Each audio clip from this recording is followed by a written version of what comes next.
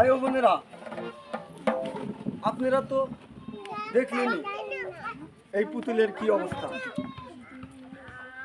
অল্প বয়সে বিয়ে হইয়া আজকে তার করুণ দশা। একদিকে মেয়ের বিয়ে দিয়ে তো সর্বনাশ করছে তো করছে, আবার অন্যদিকে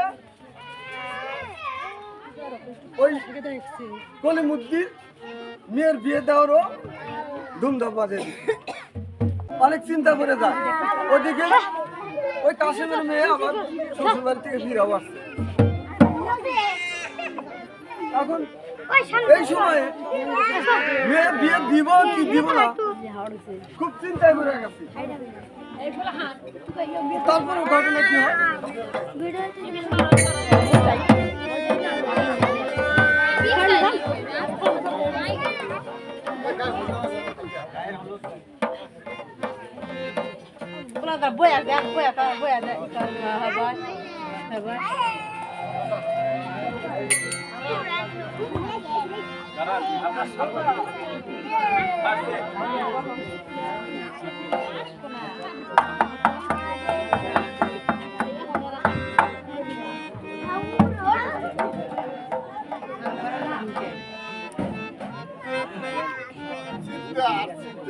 কি করি?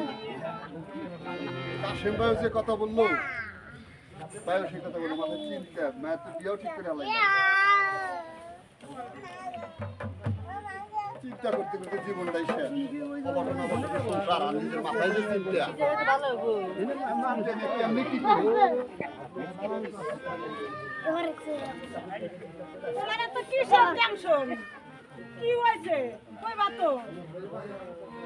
আর চিন্তা কি বিদুর্স আমার গেছিলাম কাশেমের বাড়িতে দাওয়াত দিবে।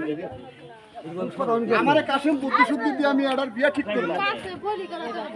কাশেম মিয়া নাকি জামাই বাড়ি দিয়ে ঘুরে আসছে, শাশুড়িতে জ্বালায়, শ্বশুরে জ্বালায়, জামাইতে জ্বালায়, হুন্ডা কিনা 50,000 টাকা আছে। এই মুহূর্তে আমারও মেয়ে তো ছোট, আমিও তো বিয়ে ঠিক করে হালাইলাম।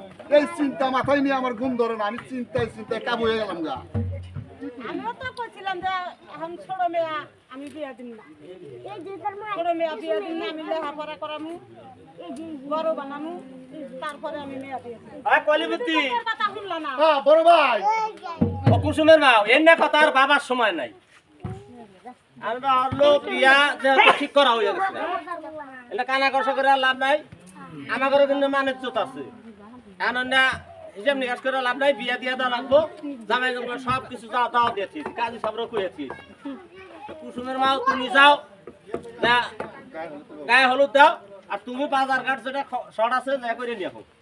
বড় ভাইও একটা চিন্তা ধরিয়ে দিল।